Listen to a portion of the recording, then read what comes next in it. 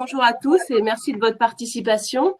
Alors, pour ma part, je vais commencer par un sujet qui a suscité beaucoup de questions de votre part, hein, puisque la déclaration pour demander l'aide de 1 500 € a été mise en ligne, donc le 1er avril. Alors, peut-être que vous avez déjà fait la déclaration ou que vous comptez la faire, mais il nous a paru important de reprendre un petit peu tous les éléments, de les détailler et de vous expliquer de quelle manière il fallait procéder. Alors pour commencer, il est vrai que cette annonce au démarrage a été assez large et puis au fur et à mesure des annonces et de la parution du décret, on a pu constater que les conditions s'étaient un petit peu étoffées.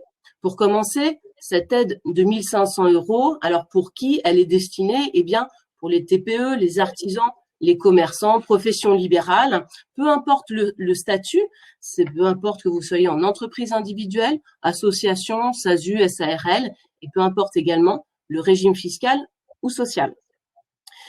Donc, des entreprises touchées par une fermeture obligatoire ou par une perte de plus de 50% de chiffre d'affaires. Au démarrage, il avait été annoncé 70% de chiffre d'affaires au niveau de la baisse en mars. Et puis, un décret est venu modifier un petit peu les choses. Il a été publié que hier pour abaisser finalement ce pourcentage à 50% à partir du mois de mars. Voilà pour commencer. Ensuite, sur la slide suivante, Régis, on voit les différentes conditions. Et ces différentes conditions, il nous a paru nécessaire de rentrer un peu plus dans le détail parce que ça vient vraiment réduire le champ des entreprises concernées. Tout d'abord, il faut que votre activité ait débuté avant le 1er février 2020.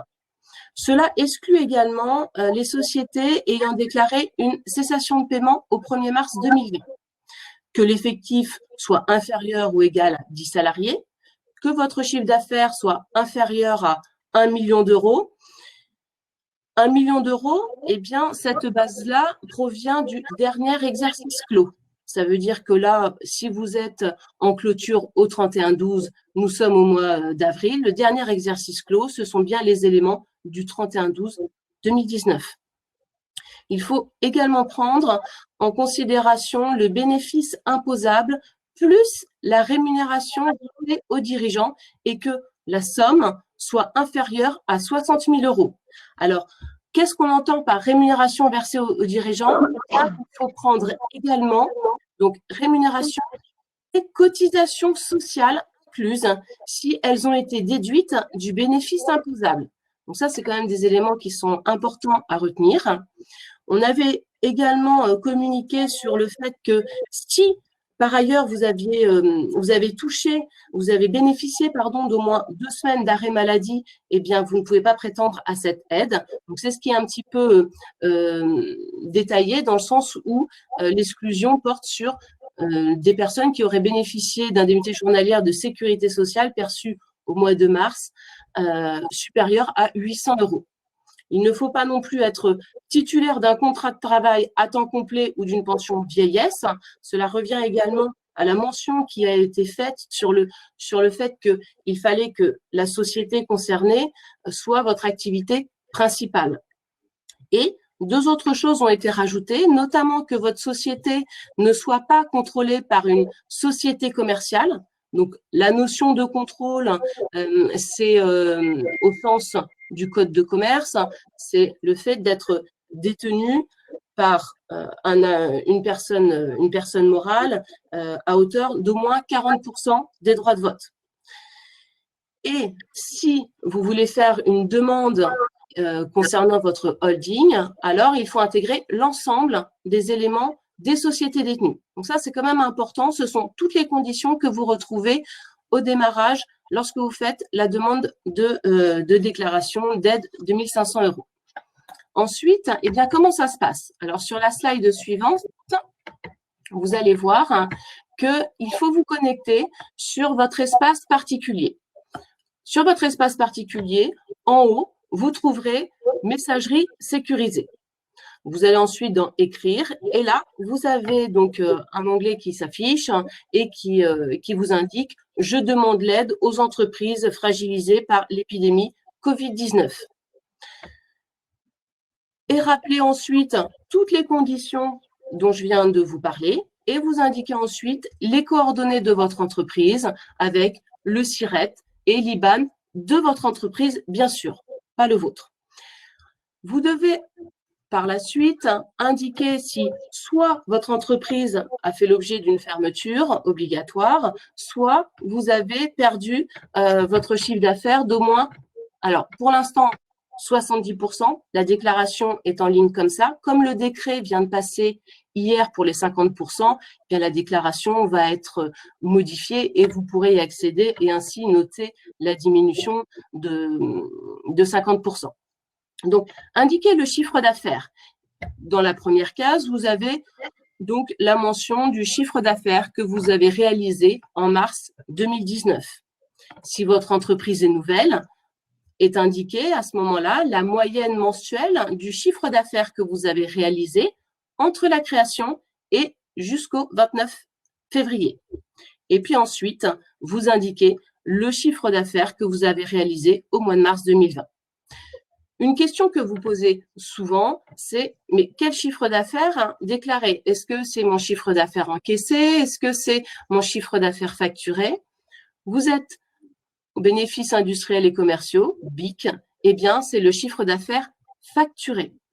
Si par contre vous êtes BNC, eh bien, c'est le chiffre d'affaires encaissé. Une fois que vous avez donné toutes ces indications-là, et calculez tout de suite l'aide. Je vous rappelle que l'aide est plafonnée à 1 500 €. Donc, en fonction des montants que vous avez indiqués, l'aide peut être un petit peu inférieure en fonction du delta, de la variation que vous avez subie entre votre chiffre d'affaires de cette année et de l'année dernière. Alors, quand faire cette demande? Je pense que c'est la slide suivante. Vous pouvez faire… Régis, merci. Donc, comme je vous l'ai indiqué, à partir donc, du 1er avril, et vous avez le temps de déclarer c'est les montants jusqu'au 30 avril. Elle sera reconduite pour le mois d'avril. D'accord? Autre précision qui est important, c'est vous avez également la possibilité de faire plusieurs demandes si vous êtes dans la situation où vous êtes dirigeant de plusieurs entreprises, mais qui n'ont pas de lien capitalistique.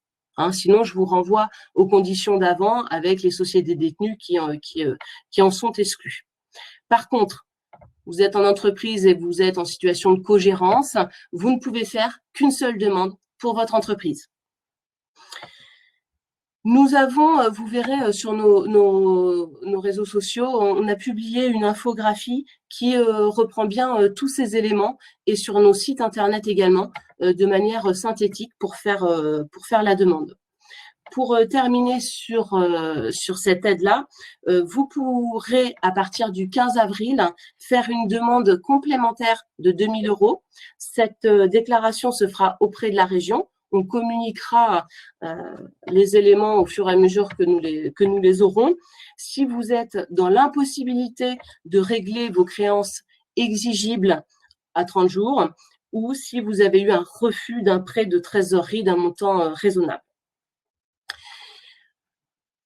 Je termine donc avec ce sujet pour en entamer un nouveau qui concerne le prêt garanti par l'État. Alors, plusieurs précisions. C'est vrai que Claude Robin en a parlé lors de notre dernière webconférence. Elle s'adresse vraiment à toutes les entreprises et aux professionnels, quelle que soit la taille, l'activité, le statut juridique.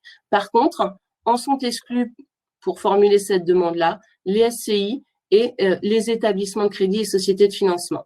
Donc, prêt garanti par l'État, eh bien oui, garanti à hauteur de 90% donc du prêt demandé. Alors, pour les entreprises qui ont un effectif moins de 5 000 salariés et qui réalisent un chiffre d'affaires inférieur à 1,5 milliard d'euros. Sinon, après, le pourcentage est un petit peu plus faible. Donc, ça veut dire qu'il reste un risque pour la banque de 10%. Donc après, eh bien, c'est à charge de la banque d'instruire les dossiers selon différents critères. quel est le montant qui peut être demandé? Alors, sur la slide suivante, Régis, merci. Vous pouvez demander donc un prêt à hauteur de, alors c'est vraiment le montant maximal de 25% de votre chiffre d'affaires. Alors, pour obtenir le montant à demander, soit eh bien, vous avez votre liasse fiscale qui est déjà terminée et qui va pouvoir justifier de ce montant-là, soit à ce moment-là, il faut demander une attestation d'expert comptable. Ensuite, il y a effectivement la possibilité, si on n'a pas les éléments du chiffre d'affaires, on pense notamment à tout ce qui concerne les entreprises nouvelles ou les entreprises innovantes, eh bien, le montant du prêt pourra être équivalent à la masse salariale, donc la masse salariale mensuelle multipliée par 24 mois. Donc, ce qu'on retient par la masse salariale, c'est vraiment la masse salariale brute, hors cotisation, donc à la charge de l'employeur.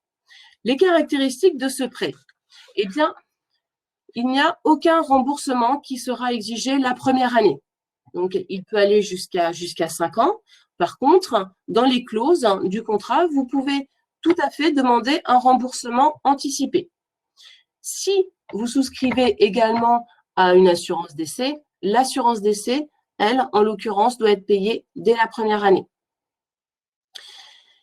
Il y a à cela tout de même un coût de la garantie à payer.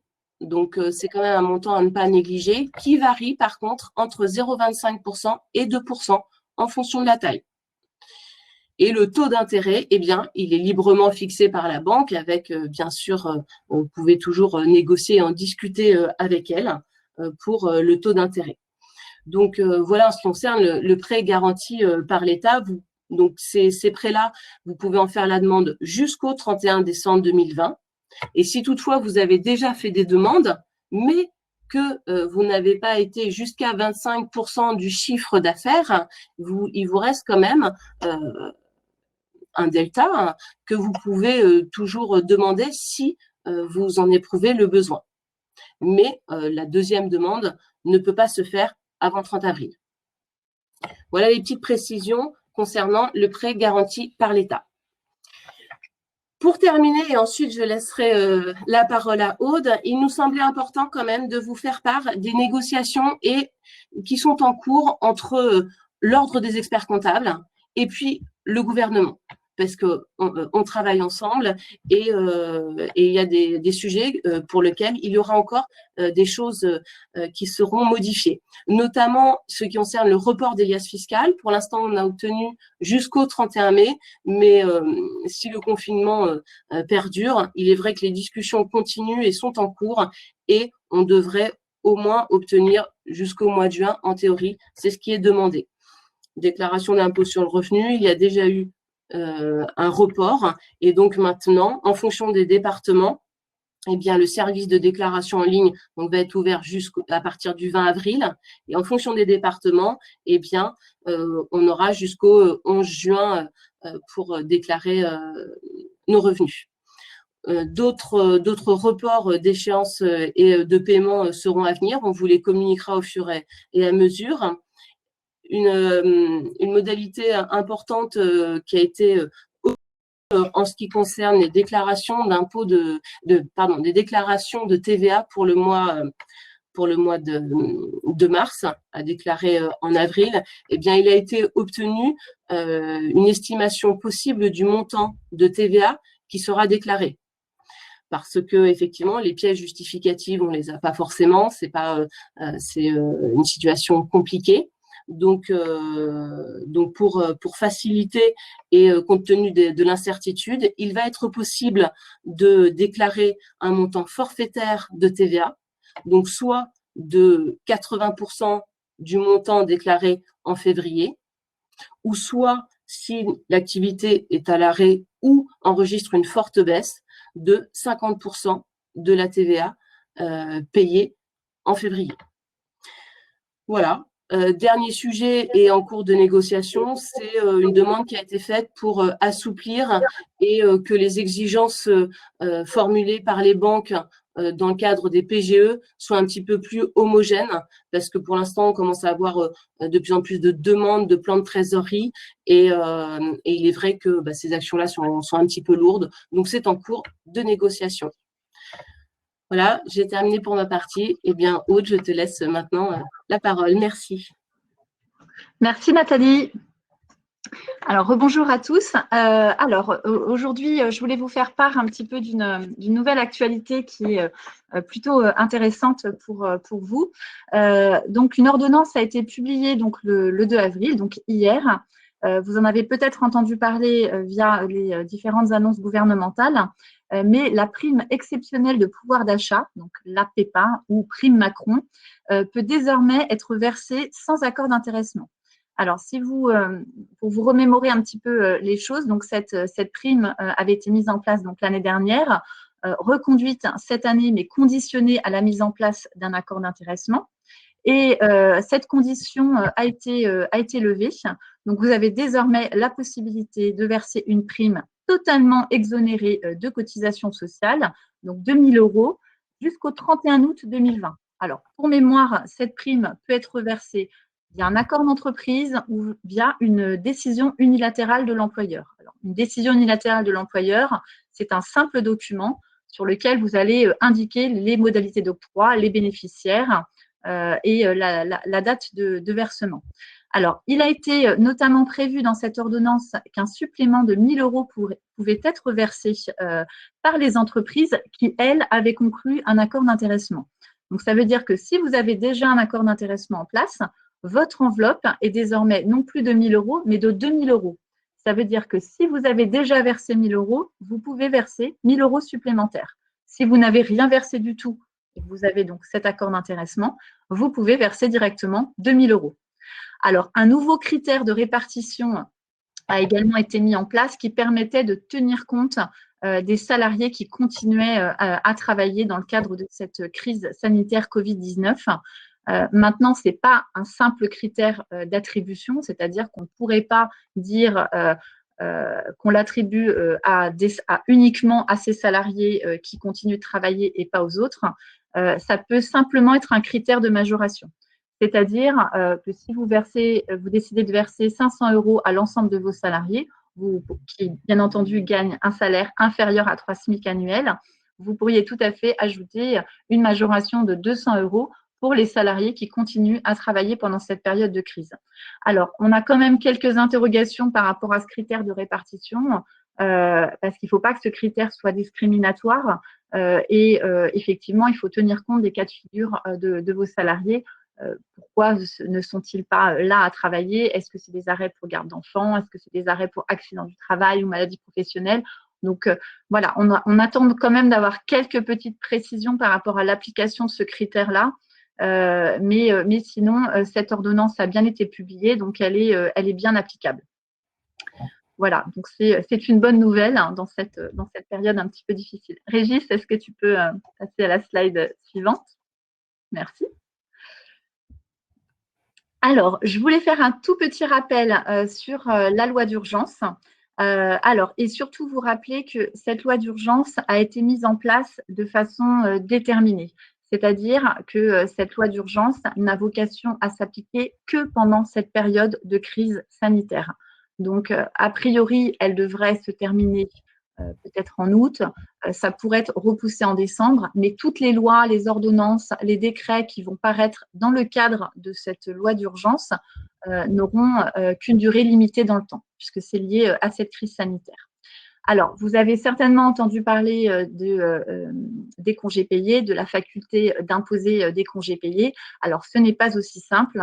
Je voulais quand même rappeler la règle. Normalement, les congés payés, l'employeur, avant le début de la période légale, la période légale de prise de congé, donc c'est 1er mai, 31 octobre, donc avant 30 jours, au moins 30 jours avant, donc c'est-à-dire en mars, doit pouvoir indiquer que les congés doivent être pris dans cette période pour laisser la faculté aux salariés de poser des congés.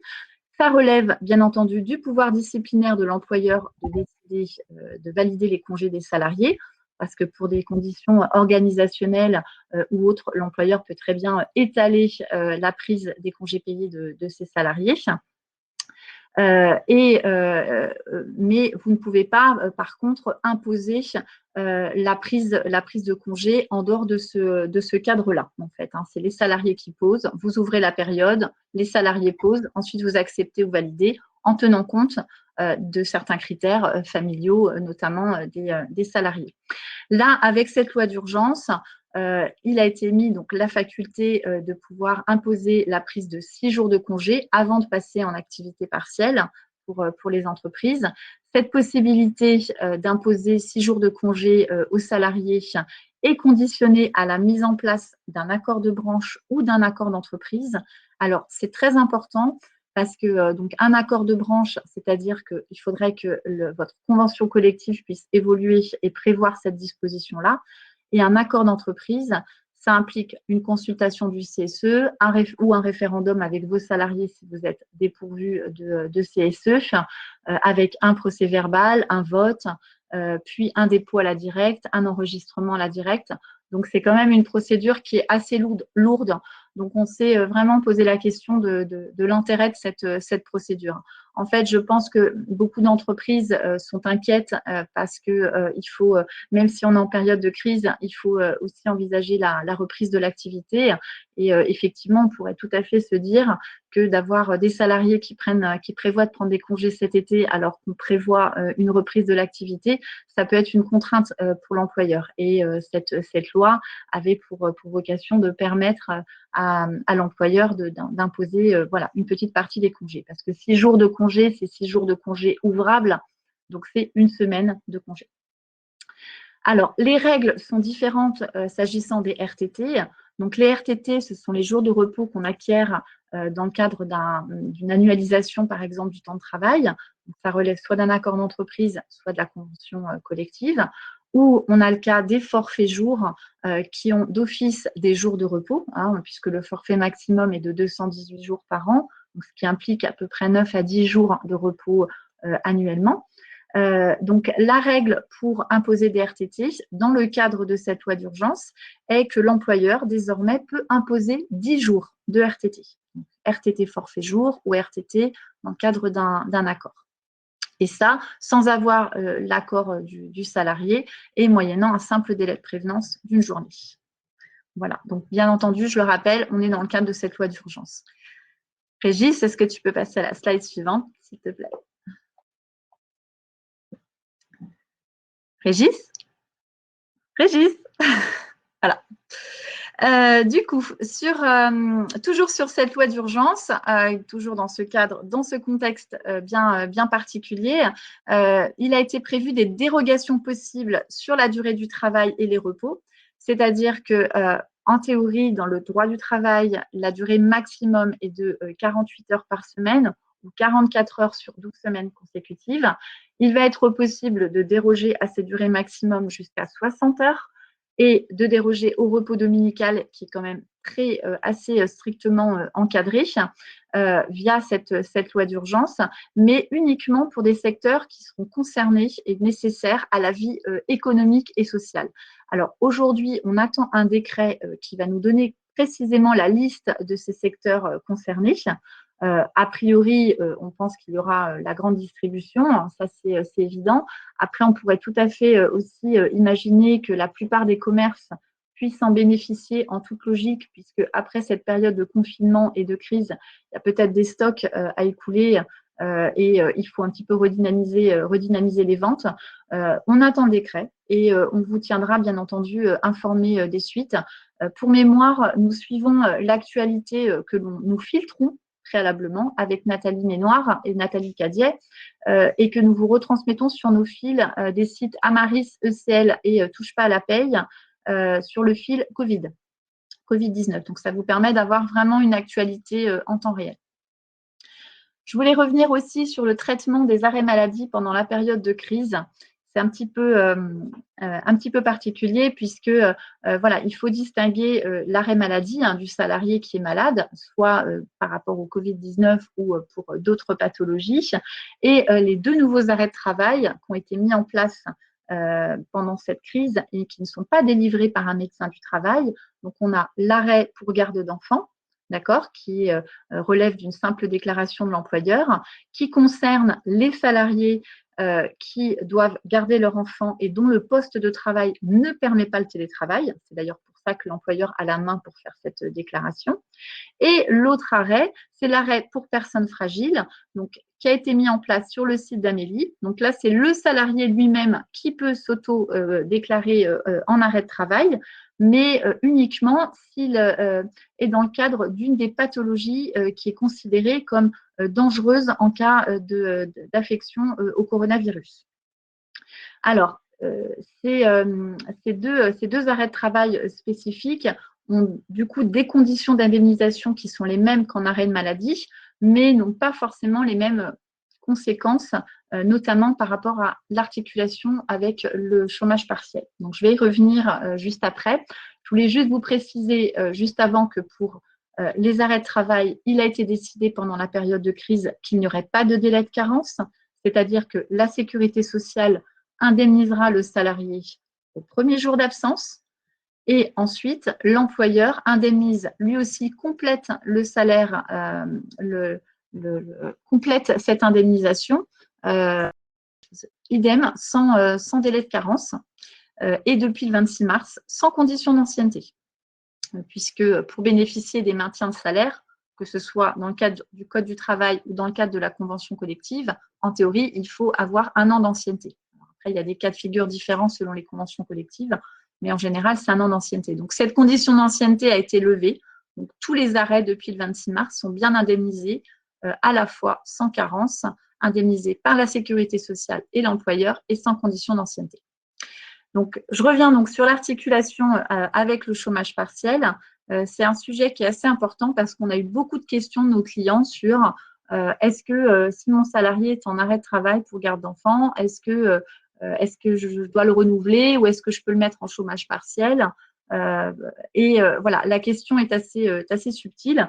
Et ce qu'il ne faut pas oublier, c'est que ces deux arrêts, donc l'arrêt pour personnes fragiles et l'arrêt pour garde d'enfants, ne sont pas des arrêts délivrés par le médecin du travail. Ils sont vraiment destinés pour le salarié qui ne peut pas, donc qui ne peut pas venir travailler parce qu'il doit garder ses enfants et que le télétravail est impossible, et pour celui qui a une pathologie dangereuse, pour protéger le salarié et l'empêcher d'être en contact avec d'autres personnes et qu'il reste réellement confiné chez lui. Si l'entreprise est en difficulté et a mis en place l'activité partielle, ces arrêts n'ont plus lieu d'être, puisque le salarié, on ne lui demande pas de venir travailler. Donc, il n'a pas besoin d'être arrêté pour qu'on l'empêche de venir travailler, puisque l'entreprise n'a plus de travail à lui fournir, puisqu'elle est en activité partielle. Donc, on a interrogé la CPM par rapport à ce sujet, et la CPM nous a indiqué qu'en théorie, si l'entreprise était en chômage partiel, ces arrêts de travail, donc garde d'enfants et personnes fragiles, étaient suspendus, en fait, et que la mise en activité partielle débutait au premier jour. Et donc, si l'arrêt avait été à la base demandé pour 14 jours et qu'au bout du 10e jour, l'entreprise est en activité partielle, l'arrêt est suspendu au 10e jour puisque le salarié passe en activité partielle. Maintenant, on n'a qu'un écho, qu'une réponse de la CPM orale. D'un point de vue réglementaire, rien n'a été posé par les textes pour le moment par rapport à ces arrêts. Donc, on pense que c'est un fonctionnement logique. Néanmoins, on sait que le climat social est un peu sensible en ce moment parce qu'il y a eu beaucoup d'écart entre le discours gouvernemental, la réalité, et on a un petit peu pris le pas de plutôt conseiller nos clients en leur demandant si un arrêt était déjà posé, d'attendre l'issue de l'arrêt initial pour démarrer l'activité partielle.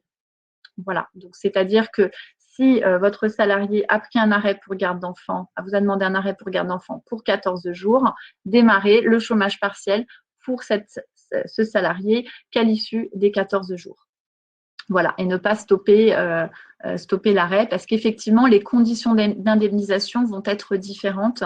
Voilà, comme il y a eu un petit peu un flou artistique sur le discours gouvernemental à ce sujet, voilà, on essaye aussi de vous conseiller d'éviter d'exacerber des tensions qui pourraient naître de ces difficultés-là. Voilà, bien évidemment, c'est l'employeur qui décide.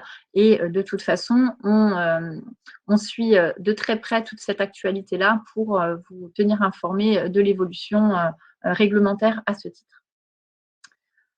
Voilà, donc du coup, je vais revenir pour terminer sur l'activité partielle, sur ce dispositif qui suscite énormément d'interrogations. Alors, j'ai vu dans le fil de questions que vous avez posées, et puis on a également aussi en direct beaucoup de questions de nos clients à ce sujet. Donc, ce qu'il faut savoir, c'est qu'il y a un volume très important de demandes qui a été effectué. Que le site activité partielle n'avait pas été créé pour faire face à l'afflux d'un tel nombre de demandes, en tout cas de façon simultanée. Donc, il y a eu régulièrement des maintenances, des mises à jour. Il y a eu une maintenance en début de semaine qui nous a permis d'augmenter le flux d'arrivée des demandes pour nous permettre de pouvoir avancer sur les demandes d'activité partielle. Néanmoins, toutes les demandes que nous faisons depuis une quinzaine de jours, il y en a encore beaucoup qui ne sont pas traitées. C'est normal, on les relance, on est systématiquement derrière la directe, on a des coordonnées spécifiques par mail et un service d'assistance qui nous permet de les relancer et de suivre et de veiller à ce que ces demandes soient enregistrées. Pour vous donner un ordre d'idée, on a à peu près 30% de nos clients aujourd'hui pour lesquels les demandes ont été validées.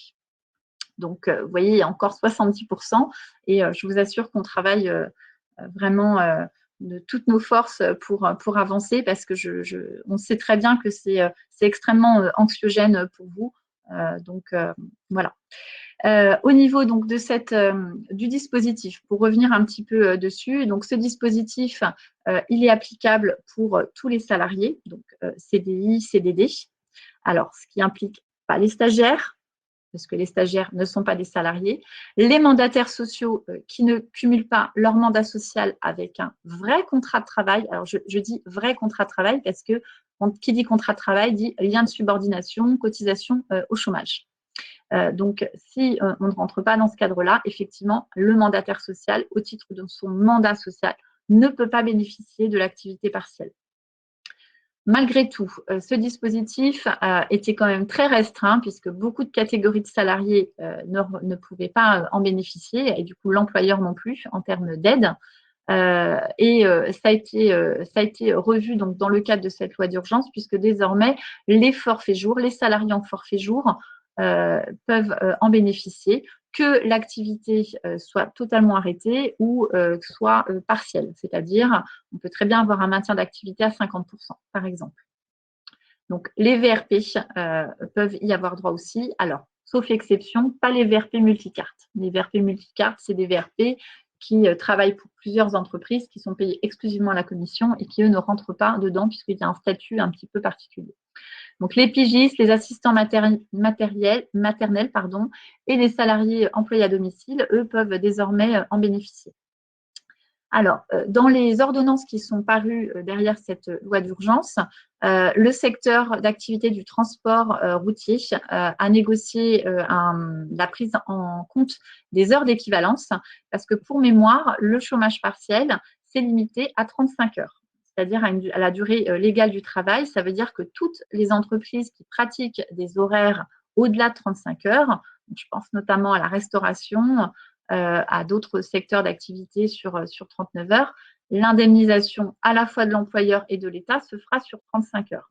Alors, pour la restauration, c'est un petit peu un cas à part, hein, puisque il y a une communication des syndicats de la restauration qui étaient entrés en négociation avec le gouvernement pour prendre en compte les 39 heures et non pas s'arrêter à 35 heures. Pour le moment, rien n'a été clairement acté. Donc, on suit ça de très près. Au niveau du transport, par contre, ça a bien été acté, comme quoi les heures d'équivalence rentraient bien dans le calcul à la fois de l'indemnité versée par l'employeur et donc du remboursement de l'État. La démarche a été facilitée avec ces ordonnances et cette loi d'urgence, puisque désormais, on peut faire ces demandes à titre rétroactif pendant 30 jours. Alors, heureusement, parce que vu les difficultés qu'on a pour faire les demandes en ce moment, on est bien content d'avoir ce délai. Donc, je pense que c'était une disposition un petit peu normale.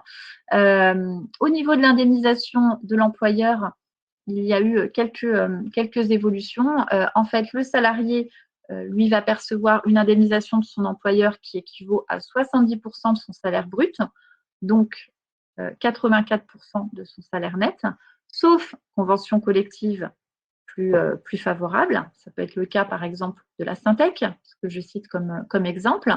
Et ensuite, l'État va bien rembourser ces indemnités sur 100% de l'indemnité versée, donc 100% de 70% du brut, dans la limite de 4,5 SMIC. Alors, il est à noter quand même que les indemnités supralégales, c'est-à-dire au-delà de 70% du brut, qu'elles soient décidées par convention collective ou par simple décision de l'employeur, elles ne seront pas remboursées par l'État.